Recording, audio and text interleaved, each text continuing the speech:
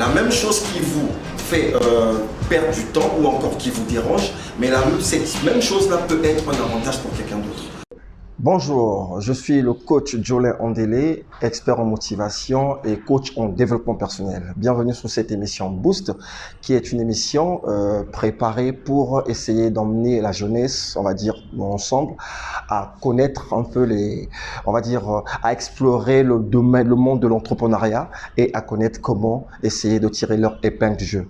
Je suis, comme je l'ai dit tantôt, coach en développement personnel et je suis également auteur de ce chef-d'œuvre de la littérature intitulé La recette du bonheur. Et donc, je vais essayer de vous entretenir pendant 10 minutes sur un thème très important, nommé l'excusite, qui fait partie des chapitres de ce livre.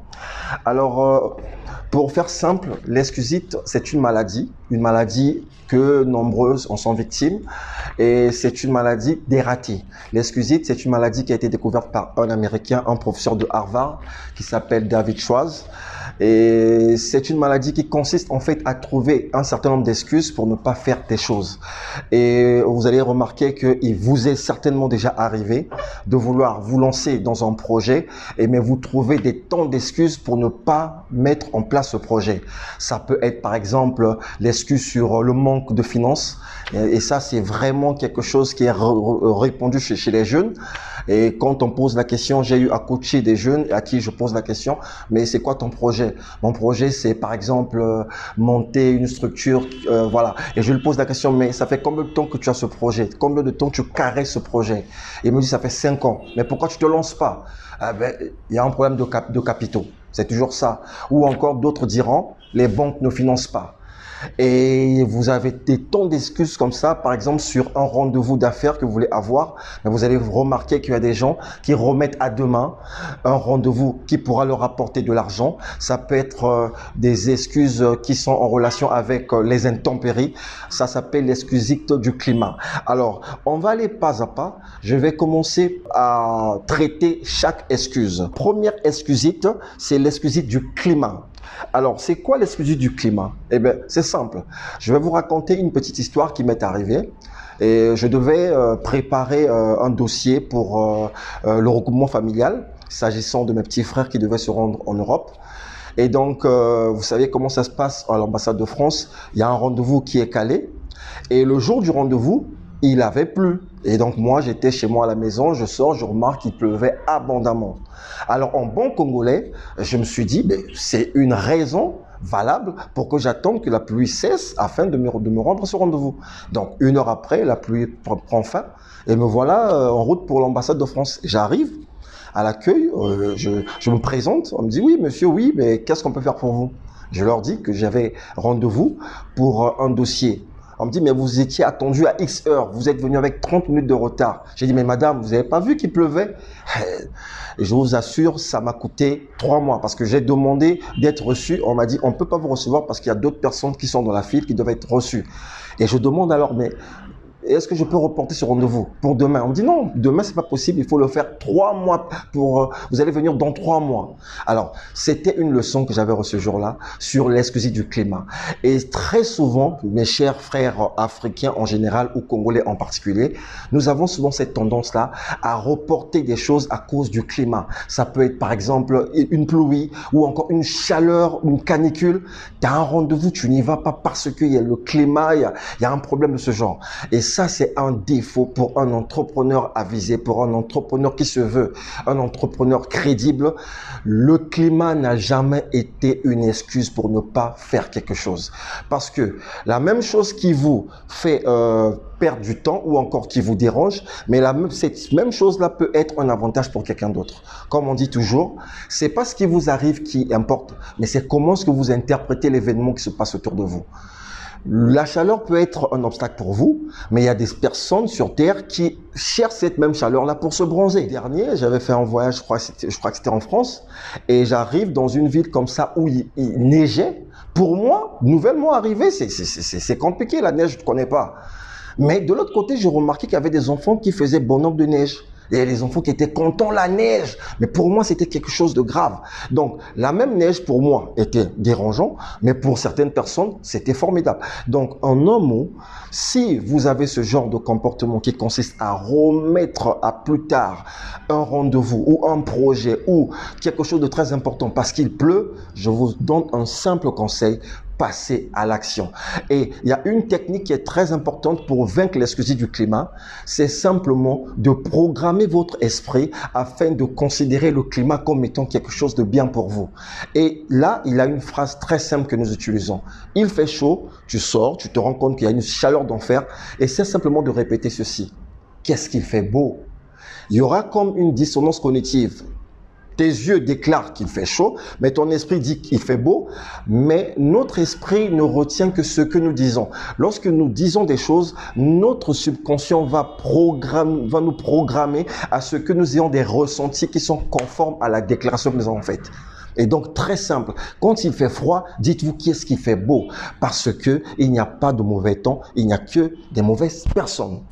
Alors, deuxième excusite, c'est l'excusite du manque de motivation. Alors là encore, c'est un grand problème.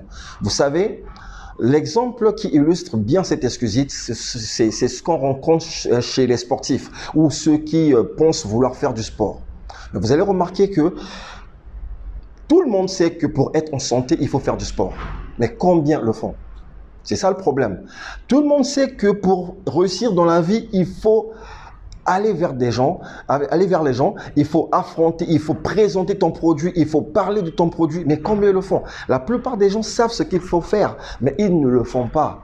Vous allez remarquer une personne qui décide de se rendre dans une salle de sport parce que certainement il a un gros ventre et il dit moi je dois casser ce ventre-là. Et qu'est-ce qu'il va faire? Premier jour, le gars est motivé comme pas possible. Il va, première séance, tout se passe bien. Et quand il rentre chez lui, il regarde son ventre, il a l'impression que rien ne s'est produit parce qu'il a toujours ce même gros ventre-là. Le deuxième jour, il repart. Même chose, quand il revient, le ventre est toujours pareil. Et après la troisième séance, il se dit « Oh non, c'est n'importe quoi, j'y vais plus, j'ai plus la motivation nécessaire. » Et je crois que vous qui me suivez, vous avez déjà remarqué ça. Vous commencez quelque chose, après au bout d'un certain temps, vous dites « j'ai plus la motivation ». Mais c'est effectivement quand la démotivation s'installe que les bonnes choses commencent à se produire. Ça s'appelle la loi de la résistance. Le muscle se développe lorsqu'il y a une résistance. C'est pas en soulevant des petits poids que vous serez des biceps. C'est lorsque vous sollicitez une résistance, votre cerveau envoie plus de flux sanguin pour que le volume, votre muscle gonfle.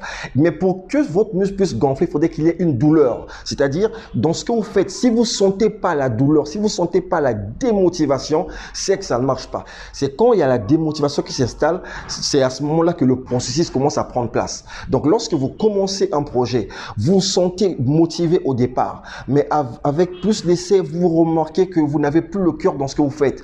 Mais c'est à cet instant-là qu'il faut persévérer. On a toujours dit, l'appétit vient en mangeant. On n'a jamais dit, attends d'avoir l'appétit pour manger. Et les gens font le contraire. Les gens font quoi? Ils attendent d'avoir la motivation pour faire. La motivation se crée. La motivation, on n'attend pas d'avoir la motivation pour faire des choses. On n'attend pas. J'avais remarqué ça. Moi qui suis coach, une fois j'étais invité et c'est un ami qui me dit, mais mon cher, viens à table. Je lui dis non, j'ai pas l'appétit. Après, je me suis rendu compte d'une erreur. Et pourtant, on dit l'appétit vient en mangeant. Donc, il fallait d'abord que j'aille manger pour trouver l'appétit. Mais moi, je lui dis, j'ai pas l'appétit. Et qu'est-ce que je fais? Je fais tout le contraire de ce que j'enseigne. Et c'est pareil dans le monde des affaires.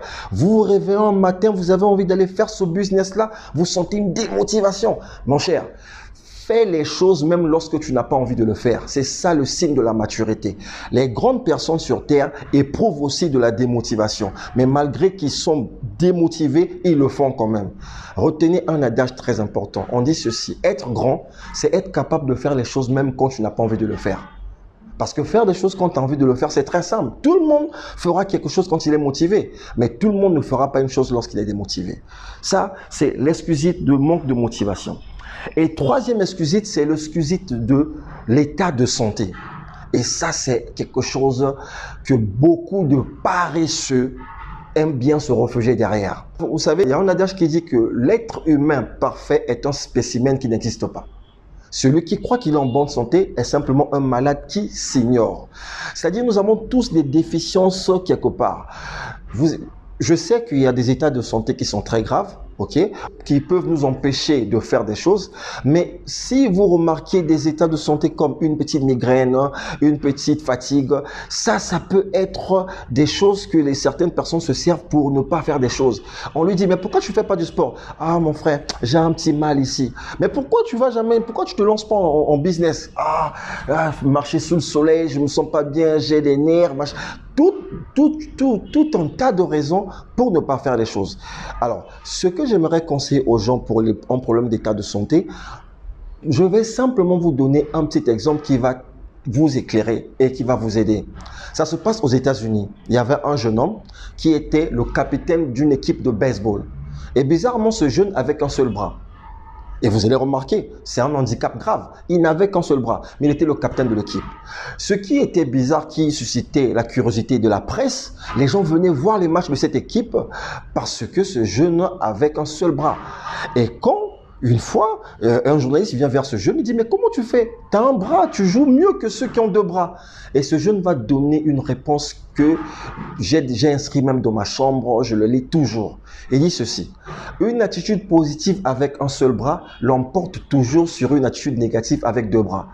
Donc, tu peux être motivé, tu peux être en bonne santé avec tes deux bras, tes deux pieds, mais si tu es négatif là-dedans, tu n'iras pas loin. Il y a des gens qui sont là, qui ont des handicaps incroyables au niveau de la santé. Parfois, c'est un aveugle, parfois, c'est un estropié, mais regardez les résultats dans la vie. Toi, tu as deux bras, tu as deux pieds, tu as des yeux, mais tu ne fous absolument rien.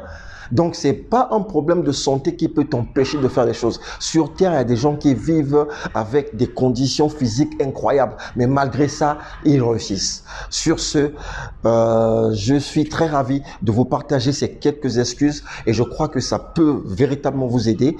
Mais pour que vous puissiez aller en profondeur dans ce que je vous dis, je vous conseille simplement de vous procurer ce livre que je vous conseille vivement. Merci beaucoup. À très bientôt.